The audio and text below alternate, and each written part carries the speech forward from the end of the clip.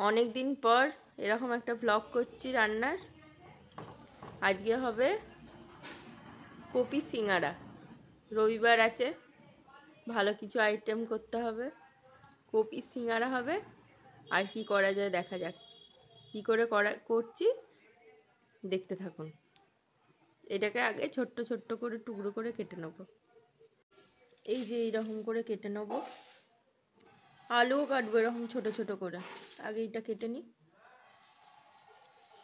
রোজ এখন ছেলে স্কুলে যাচ্ছে বলে আর টাইম হচ্ছে না ডেলি ব্লগ দেওয়ার। ওখানে গিয়ে স্কুলে গিয়ে আমাকে বসে থাকতে হয়। একদিন স্কুলেরও ভিডিও দেবো।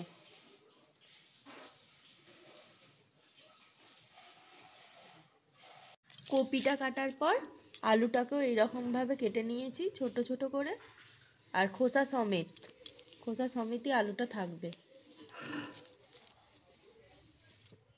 এবারে জিরে ধনে আর শুকনো লঙ্কা, আমাদের ঝাল কম খায় বলে এতটুকু শুকনো লঙ্কা দিয়েছি, আবার আমার ছেলে খাবে সেই জন্য একটুখানি এটাকে ভেজে নেবো, কিন্তু কালো না হয়ে যায়, তাহলে গন্ধটা একদম চলে যাবে। হালকা করে ভেজে নিয়ে আর এটাকে বাটা হবে।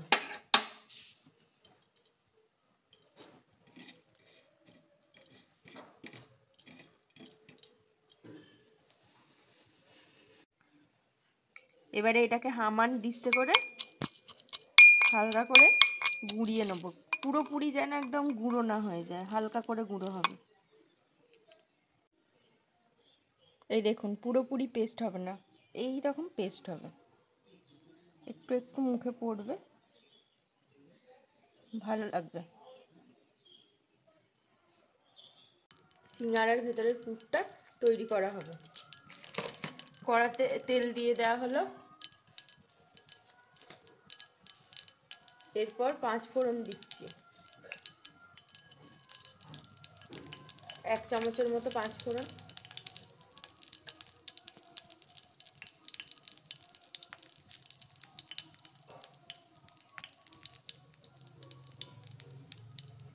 পাঁচ ফোড়নটা থেকে একটু গন্ধ বেরোলে কপিটাকে দিয়ে দেবো।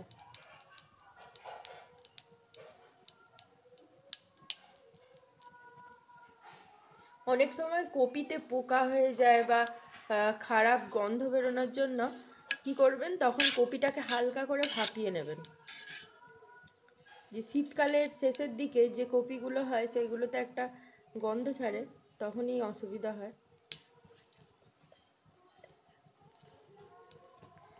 এবারে গন্ধ বেরোচ্ছে, এবারে কপিটা দিয়ে দেওয়া হলো।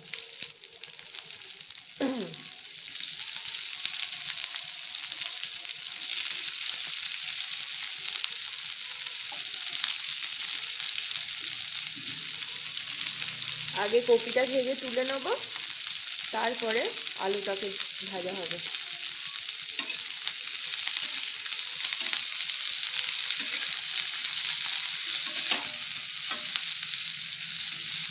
একটু লাল লাল করে ভেজে নেব।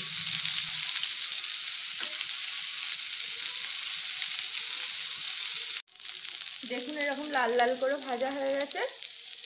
এবারে এটাকে তুলে নেবো। তুলে নিয়ে একটু তেল দিয়ে আবার আলুটাকে দিয়ে দেবো।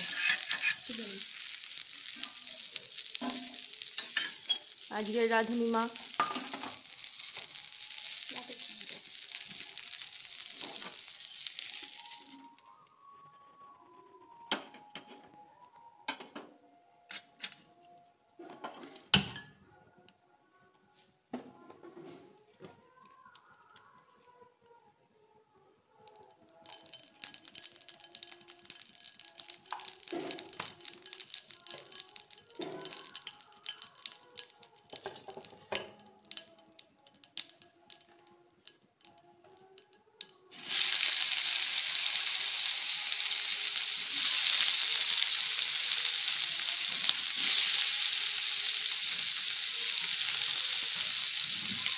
শীতকালে নতুন আলুর খোসাগুলো পাতলা পাতলা হয়, বেশ ভালোই লাগে। সিঙ্গারার ভেতরে পুরিতেও দেখবেন আলুর খোসা এরকম শুদ্ধ থাকে। একটু করে আলুটাকে ভালো করে ভেজে নিতে হবে। শীতকালে কপি সিঙ্গারা খেতেও খুব ভালো লাগে।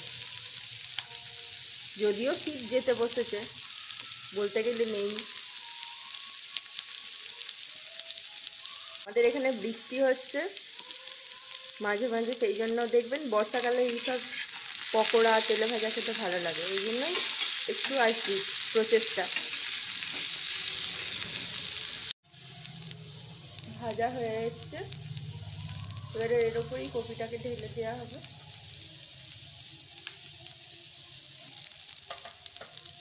ঢেলে দিন।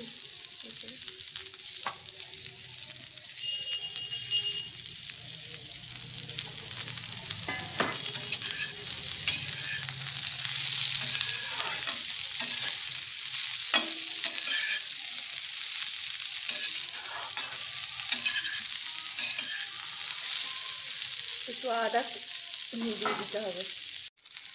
খোসা শুদ্ধই আদাটাকে একটুখানি থেঁতো করে নেওয়া হয়েছে, তারপরে দিয়ে দিচ্ছি। আদাটাকে একটু ভাজতে হবে।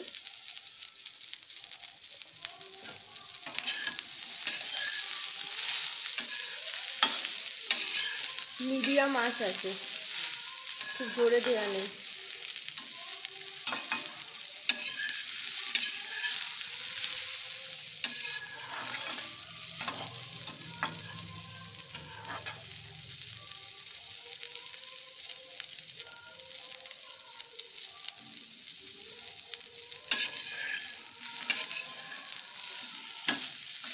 এই সামান্য পরিমাণে হলুদ দিয়ে দিতে হবে। হলুদ বেশি দিলে ভালো লাগে না, এতে সামান্য পরিমাণে একটু হলুদ দিয়ে দেবেন।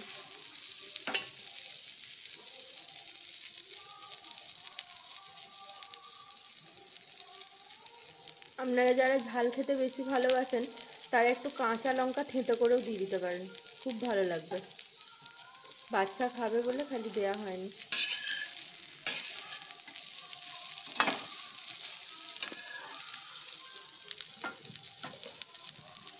অল্প একটু গুঁড়ো লঙ্কা দিয়ে দিচ্ছি, সামান্য।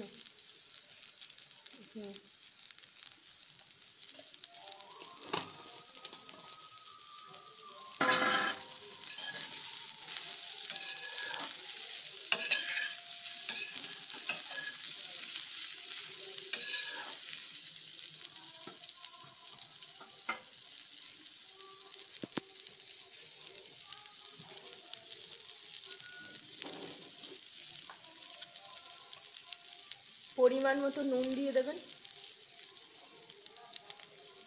1 চামচের মতো আমরা নুনটা দিয়েছি।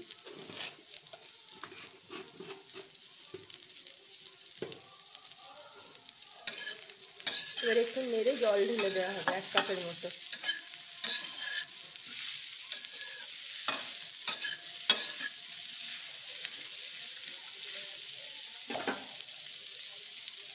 এক কাপ না হাফ কাপ মা?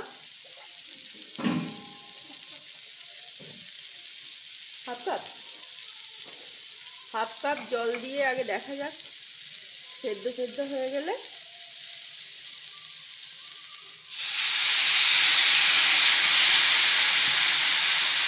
এবারে একটু নেড়ে চেড়ে চাপা দিয়ে দেওয়া হবে।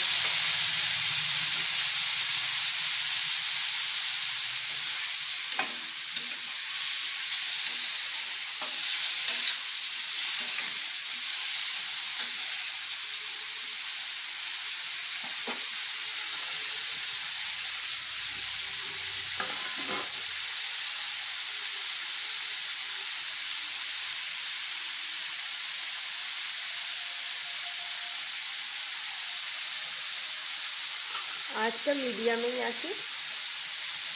এবারে নাড়াচ্ছি, এটাকে কিছুক্ষণ চাপা দিয়ে রাখা হোক, ভাপেতে কিছুক্ষণ হবে। হয়েই গেছে। একটা আলু কেটে দেখে নেবেন যে সেদ্ধ হয়েছে কিনা। এরপরে যে মশলাটা আমি হালকা করে বেটেছিলাম সেটা দিয়ে দেবো, এর সাথে মিশিয়ে দেবো।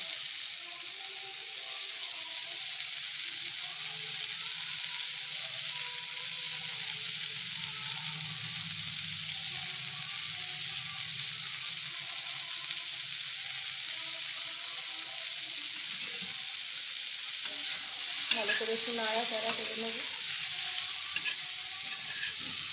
যারা কাঁচা বাদাম ভাজবেন আগে থেকে ভেজে রেখে দেবেন, এরকম তরকারির সাথে মিশিয়ে দেবেন। আমাদের ভাজা বাদাম আছে, তরকারিটা ঠান্ডা হলে মানে পুরটা ঠান্ডা হলে আমরা মিশিয়ে নেব। এবার ফ্লেমটা অফ করে দিচ্ছি, ফিনিশ হয়ে গেছে। এবারে এটা ঠান্ডা হবে।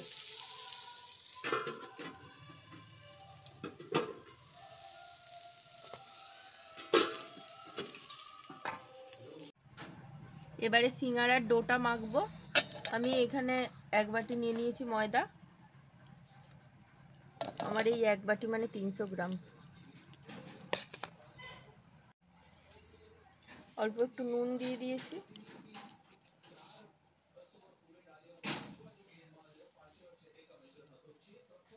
সিঙ্গারার ডোতে বেশি করে ময়ন দিতে হয়, তেলটা একটু বেশি করে দিতে হবে যাতে মচমচে হয়।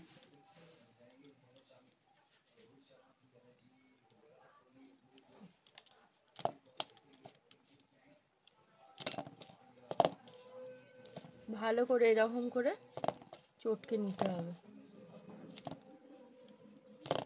তেলটা দিয়ে।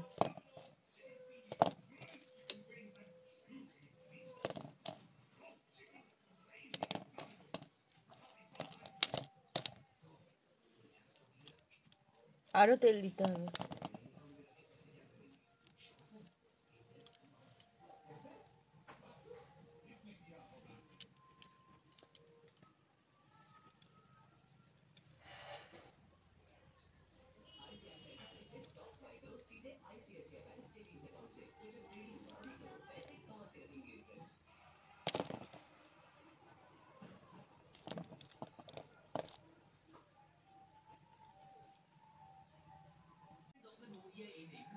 দেখুন তেলটা ভালো করে মেখে নিয়েছি।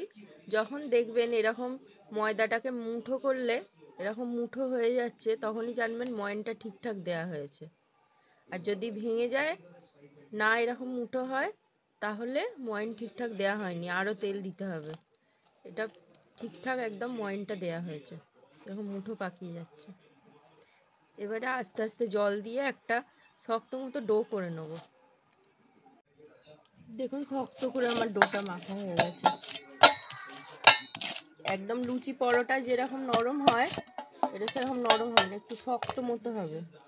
দেখুন আঙুল ঢোকাচ্ছি, ব্যাক করছে না, এরকম শক্ত মাখা হবে, বাউন্স ব্যাক করছে না এটা। এবারে এটা আধ ঘন্টা থেকে 40 মিনিট চাপা দিয়ে রেখে দেবো। এবারে সিঙ্গারায় পুর ভরবো। এটাও ঠান্ডা হয়ে গেছে, ডোটাও হয়ে গেছে, আর এর সাথে একটু বাদাম মিশিয়ে নেবো আমি।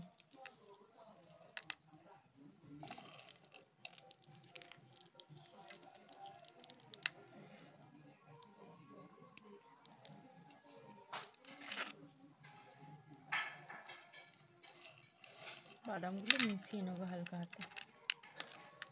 তো পুর ভরাটা কীভাবে করছি দেখবেন। নেচি করে নিয়েছি, নেচিগুলো রেডি হয়ে গেছে। এবারে তার মধ্যে থেকে একটা নেচি ঢেলে নেবেন মা।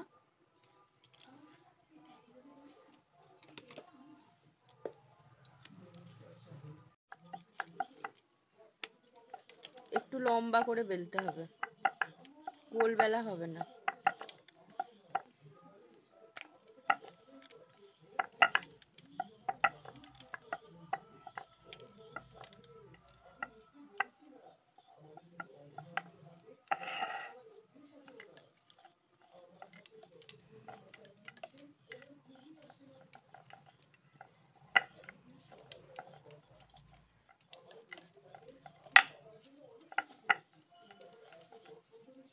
এবার এটা মাঝখান থেকে কেটে নেওয়া হবে।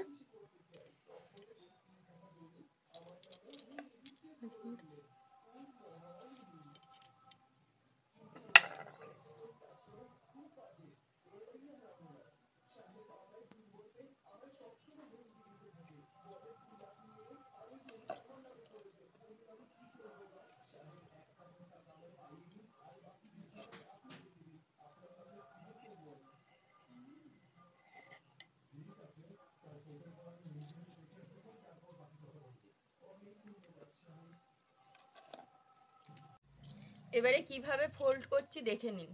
প্রথমে এই যেখান দিয়ে কাটলাম সে কাটা জায়গাটাতে জল বুলিয়ে নেব, জল দিয়ে মুড়তে হবে। তারপরে এই রকম ভাবে কাটা জায়গাটাকে মুড়ে নিলাম। একটু পাতলা হবে খোলটা। জল দিয়ে মোড়ার পরে যে পুরটা সেটা ভরে নিলাম। বেশি চেপে ভরলে খুলে যেতে পারে, তাই যতটা সম্ভব হবে ভরবেন। ভরে এবারে এই যে এইটা মাঝখানে থাকবে, যেখানটা জোড়া হলো সেটা মাঝখানে থাকবে। তারপরে আবার এই মুখটাতে জল লাগিয়ে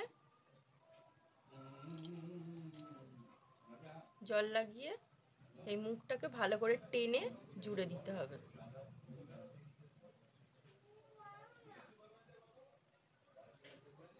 যাতে ভাজার সময় খুলে না যায়।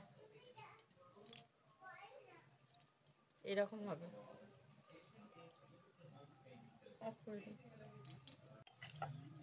আবার একটা করে দেখিয়ে দিচ্ছি। আবার একটা বেলে নেওয়া হচ্ছে, মা আর একটা বেলে নিচ্ছেন।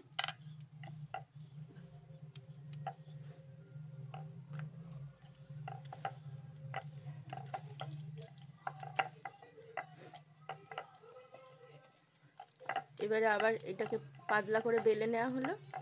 বেলে নিয়ে এটাকে মাঝখান থেকে কেটে নেওয়া হবে।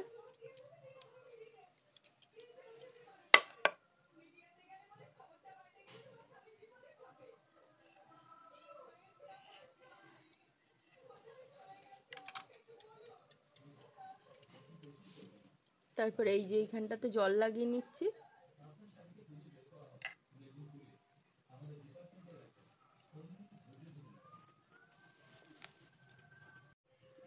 এবারে এই খোলটাকে জল লাগিয়ে নিয়েছি। এবারে খোলটাকে এরকম করে মুড়ে নিচ্ছি।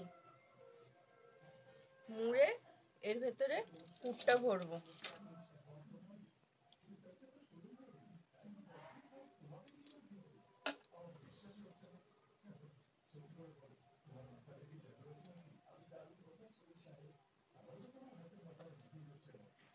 এই দেখুন, এইটা মাঝখানে থাকবে। এরপরে এর চারপাশটাতে আবার জল লাগিয়ে নিলাম। জল লাগিয়ে টেনে এটাকে মুড়ে নেব।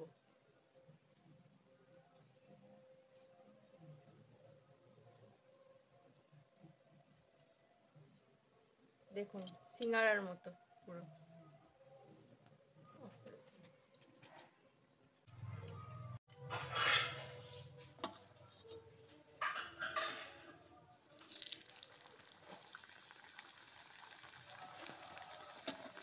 বেশিক্ষণ পুর ভরে রাখলে আবার নরম হয়ে যাবে।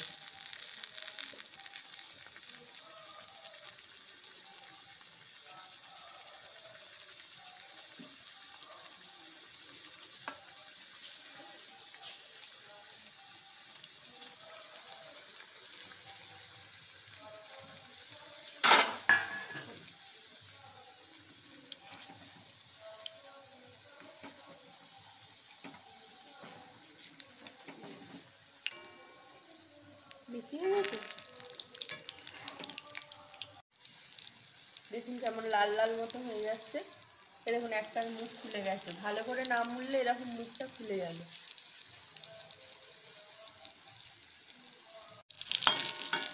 দেখুন কেমন লাল লাল মতো ভাজা হয়ে গেছে। এবার এটাকে তুলে ফেলবে।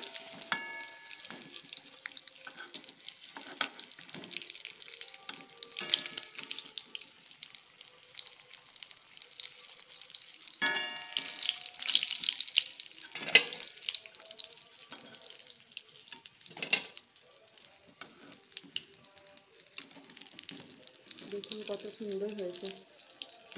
এবারে খেয়ে দেখাতে হবে জিনিসটা কেমন হয়েছে।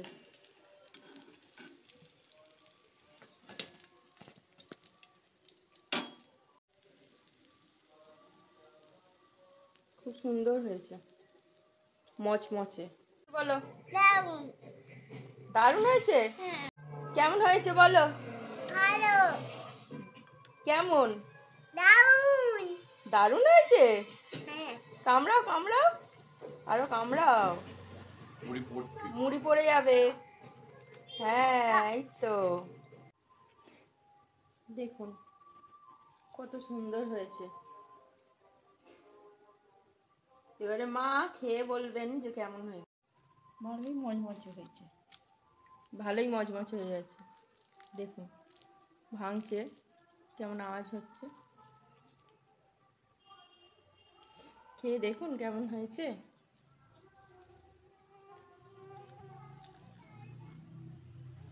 ভালোই হয়েছে, গরম গরম সিঙ্গারা খেতে আমার খুব ভালোই লাগে। কেমন টেস্ট হয়েছে? ভালোই টেস্ট হয়েছে।